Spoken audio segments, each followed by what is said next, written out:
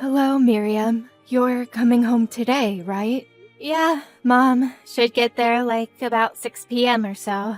Has it really been 5 years? Are you busy at work now? Yeah, I suppose so. This work requires me to go overseas a lot, so yeah, it's kinda hectic at times. I'm driving over. I hope there's enough parking space available. If not, I may have to park it down the street at that parking garage. Don't worry. That spot is usually open. You can park it there. Oh, that reminds me. Those sweets you brought home when you were here 5 years ago? I remember they were real delicious. Oh yeah, those. Yep, they were pretty good. I'm surprised you remembered. I wonder if they are still available. They are pretty popular. I'm sure they still sell them. Could you pick some of those up for me on your way here? Sure, I can do that. Oh, yeah, Mom? There was something I wanted to ask you about. What is it? It's about Nadine. I heard that you're sort of acting a bit rude to her. Is that true? Pardon me? What are you talking about? It's just something I heard from a friend of mine that lives nearby. She told me that my younger brother's wife was having a hard time there, that you were mistreating her. Who told you that? I bet it was Caroline down the street, wasn't it? That's not true at all. I treat her like I do everyone else. She said you're making her do all the housework and she suffers verbal abuse from you on a daily basis. All I'm doing is giving her a little life lesson as an experienced mother. That's all. She needs someone to teach her how to cook and clean, right? Nadine is still young. She really has inadequate experience as a married woman. I can't believe people saw it that way. Mistreating her, please, I would never do such a thing. But you know what? If such rumors are really going around, maybe I should come out and say it. What is it, Mom? To be honest, I really can't bring myself to like Nadine. I know Frank could find someone a lot better. I think she's just using my son. Huh? Are you serious, Mom? You sound like some conspiracy nut. Nadine seems like a really nice person if you ask me. Why do you have to take her side? You're my daughter, aren't you? I'm not taking anybody's side here. Don't get me wrong. I'm just saying, you guys all live together, so it would be advantageous to all if each of you give and take a little, find common ground. Alright, I got it. I suppose if I just keep quiet, people won't see me as a mean old mother-in-law. I'm being serious here, Mom. Yes, I know. I'll try my best to be a better mother-in-law. I should be there by 6 or 7. Yes, all right. Drive carefully. Nadine, where the hell are you right now? I was just vacuuming the living room. Your daughter's coming home, so I wanted the place looking spotless. Is there something you need? Yes, my daughter. I was just online with her. She has a lot to say about you. Or should I say, she scolded me. Huh? She said something about me? So, you've been spreading gossip around that I've been mistreating you, that I'm making you work against your will. I would never spread such rumors. Don't you lie to me. I never did anything to you. All I did was discipline you so you would do a better job at cleaning and cooking. Just passing down what I learned from my mother. I'm sorry, I'm still not up to par with all the household chores. I assure you, I'll do better. I'm not asking you to be an expert. All I'm saying is just do the basic chores, that's all. Your cooking is horrendous, your cleaning is always incomplete. And when you do the laundry, all the clothes end up all wrinkled. How can you even call yourself a housewife? Do you even realize the inconvenience you are causing? I'm doing my best. Well, it doesn't seem that way to me at all. It all seems half-baked. I don't believe you can make my son happy. Please forgive me. I will do better. I assure you. It's too late to apologize. I want you out of this house right this minute. As punishment for spreading all over the neighborhood, no dinner for you. I don't recall spreading such rumors. Shut your mouth. Don't you dare come back tonight. Stay at somewhere. Just stay away from here. Sleep at the park. I don't want you here tonight. But I was. I don't want to hear it. Just get out of here. Oh, and don't take any money with you. My punishment of no dinner will have no meaning. All right, if you insist. Hello, Nadine, are you okay to talk? Hello, Miriam. It's been a while. Good to see you back home again. Yeah, thanks. I just got home a while ago. Really? That's great. Must feel good to be home. I just drove by the park on my way here and saw you digging through the trash bin. Were you looking for something? Yeah. I was just, I was going to stop and say hello, but I couldn't find a parking spot, so I figured I would see you at home. But you never showed. I could go back and help you find whatever you're looking for. No, really, it's nothing. I wouldn't want to inconvenience you. Don't be like that. We're family now. What were you looking for? I was looking for some, food. I thought there might be some food someone left behind, so please, don't mind me, Miriam. Wait, could you repeat what you just said? Yeah, you know the 7-Eleven is nearby. Figured there might be some food scraps in there, so... maybe some leftover snacks? Oh, I get it. You were looking for food scraps for the birds. Is that it? No, nothing like that. So what were you doing looking for food? It's for me. I'm being starved. Say again. What did you say? What's going on here? Yes, well, it's just that.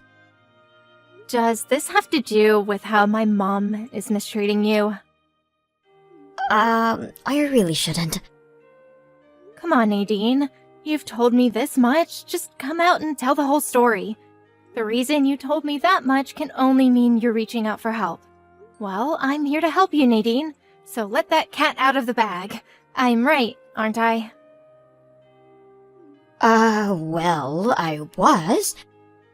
I was told that I had spread rumors around the neighborhood that I was being mistreated by your mother. She said that you told her that you scolded her for it.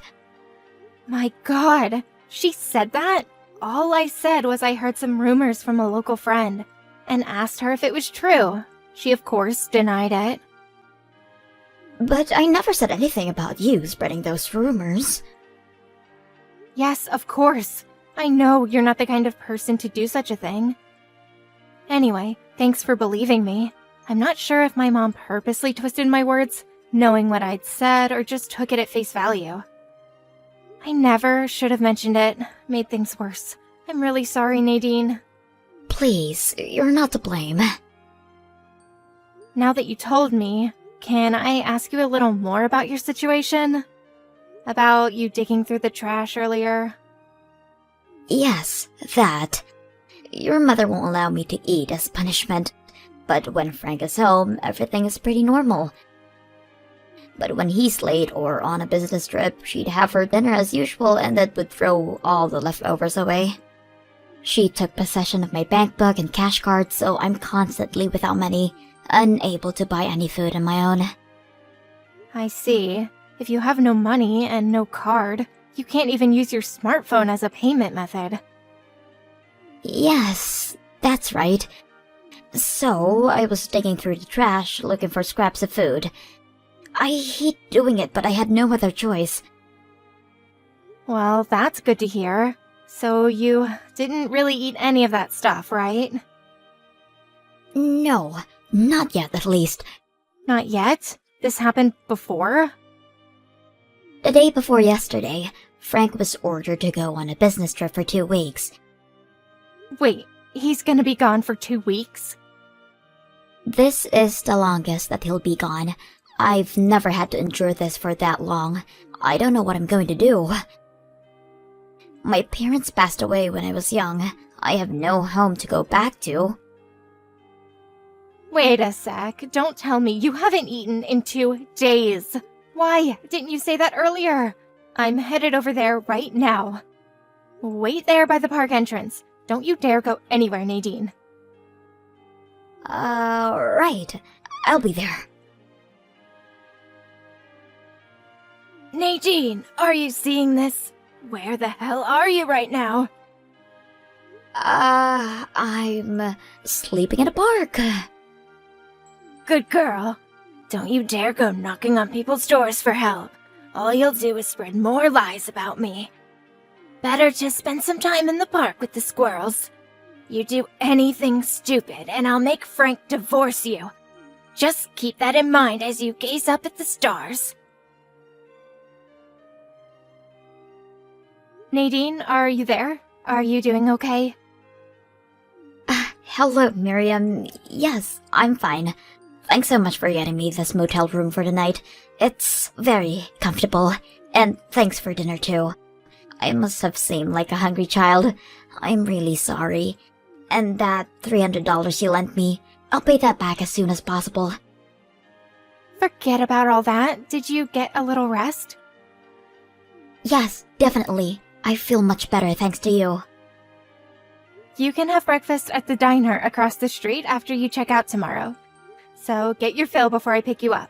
I'll text you again in the morning. Thanks for everything, Miriam. Oh yeah, and I contacted Frank and told him everything. That idiot, he had no idea about any of this. Men, you can't live with him and you can't live without him, as they say. Yeah, well, I didn't want to worry him. He was just so busy with work and all. I've never had to talk to him about any of this. I sent him all the conversation text regarding this whole mess that he's furious about now. Oh, so that's why he called earlier saying he was really sorry. He was on the verge of tears. Oh, so he read the whole thing already, huh? Well, good for him. Yes, seems like it. He said he talked to his boss about having urgent family matters and he finally got permission to come back for a while. He said that he'll arrive tomorrow at noon. Okay, so everything is ready to go. We'll get the operation in motion tomorrow afternoon. My mom's going to be across town tomorrow for her women's luncheon, so she won't be back till later. So that's our chance to get the ball rolling. Right. I won't ever forget this, Miriam. We're not done yet. Let's leave the festivities for later. Miriam, are you still asleep? Good morning, Mom. I'm off to a luncheon with my friends today. The one you were talking about the other day, right? Well, have fun. You said you'll be back around 6 p.m.? No change there? Yes, that's about right. Okay, I'm off. See you later. Alright, drive carefully and have a nice luncheon, Mom. Nadine, you ready? Mom just left for her luncheon with friends. You at the diner? Yes, just finished up. I'll be there in 10 minutes. And then we start packing and moving this stuff out. I'm ready anytime you are. Nadine, where the hell are you? I just got home to find all Frank's and your stuff gone. The place is practically empty. What's this about? Explain yourself right this minute. I don't have time for this. Nadine, are you seeing this? Mom, you there? Miriam, where have you been? Something is not right at home. Do you know anything about this? I'll explain everything to you, Mom, so hold your horses. Frank and Nadine have moved out. They no longer live there. Wait, what? What are you saying? I can understand Nadine moving out, but Frank too? That can't be. Anyway, he's on a business trip now. How could he move out? He took some time off and came back to help move. Frank is furious how you treated Nadine. He had no idea what was going on. In fact, he was in tears when he heard. I feel the same way. I was away for 5 years. Maybe I never should have come back, but then again, I would never have known about Nadine. So in the end, it worked out, but I never want to return again, to be honest. But... Oh, come on, Miriam. Relax. It's not what you think. I never treated her that badly. I really don't know what I did wrong. Well, let me explain something to you real simple like. Frank and I are infuriated by the way you treated Nadine. The way you deprived her of food, taking her money away from her. We concocted a plan to help her escape from this hellhole. When you were gone on your little luncheon with the girls, we set our plan into motion and got their stuff out of the house. Now that they've been liberated, they never plan to return. This is some sort of prank, right? You can't be serious. Please, you can't do this. Oh, and the reason why I came back after 5 long years? What do you mean, reason? You're just back for a visit, right? The reason I'm back is to ask you to move out of that house. Move out? What are you even talking about? You do know that this house is still in Dad's name, right? 5 years ago, you divorced Dad, but you refused to move out. So Dad, out of the kindness of his heart, arranged it so that you would pay $600 a month rent to continue living there. A bargain, if you ask me. Excuse me? What rent? Figures. You had no idea about the whole arrangement. At this time, Frank paid $400 a month and I covered the rest. Frank wanted to take Nadine and move out, but with having to pay the rent on the house, he was forced to stay. Anyway, getting back to what we were talking about. About Dad. A lot has happened in the 5 years since he divorced you. He decided to set things straight regarding the inheritance. And that's where that house comes in. The house you've been living in for the past 5 years. Dad asked me to come down here and talk to you about this whole arrangement and what we would do going forward, but as soon as I arrived, I find out about this abuse, this mistreatment of Nadine. Although I was all set to make some sort of accommodation and give you some leeway, but we came to the conclusion that none of that was needed.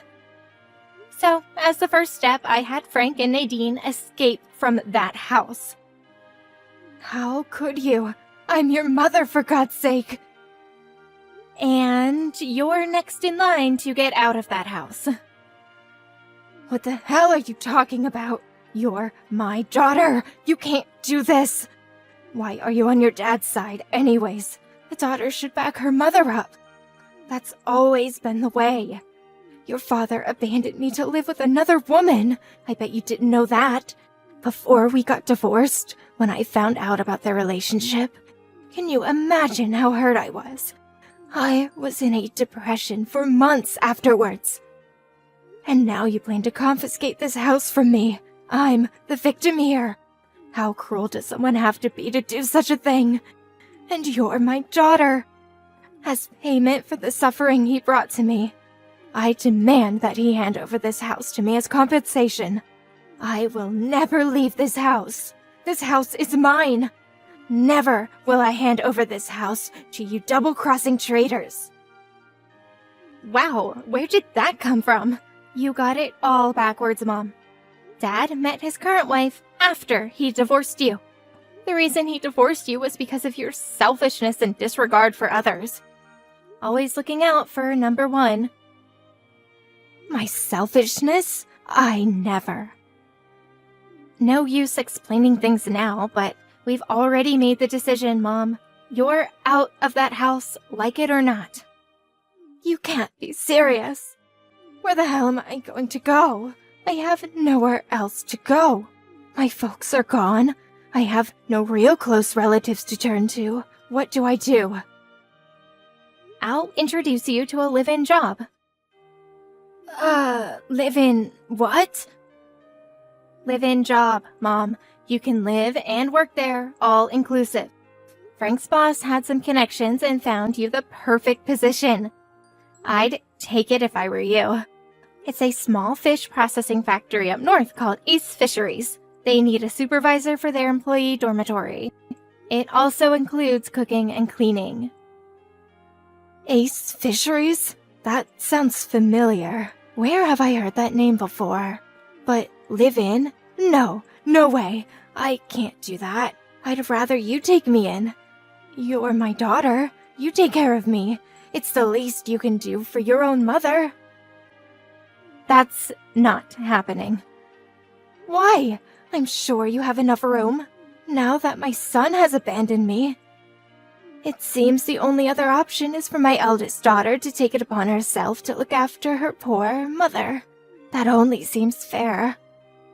Sorry, Mom, I'm getting married. Uh-huh? You mean married. Yeah, Mom, married. He is going to be transferred overseas for a few years at least, so I'll be joining him. So no way you can live with me. You can't do this to me, Miriam. I suggest you take up the offer from Ace Fisheries. You'll have a place to live, you can work, have 3 meals a day. What more can you ask for? You should be grateful you even have such a choice.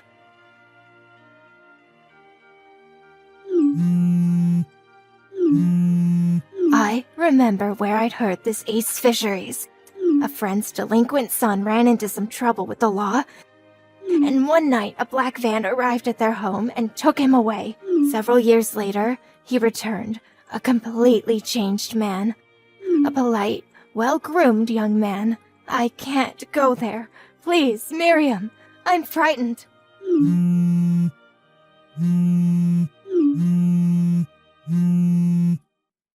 That black van. It's sitting right outside my door. What am I going to do? Miriam, please help me.